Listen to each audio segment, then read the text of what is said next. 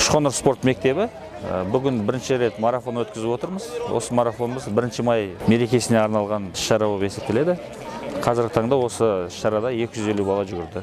Енді алдағы уақытта да ол неміз марафонымыз тоқтамайды. Осындай марафонда тағы да жалғастыра береміз.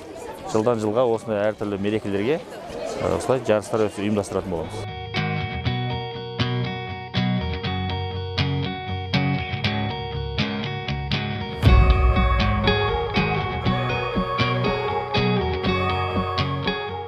Осындай мерекеге байланысты біз жүгіру марафон өткіздік. Маған өте қатты ұнады.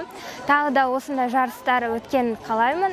Біздің ауылда осындай спорт кешені болғанына, салынғанына мен өте қуаныштымын.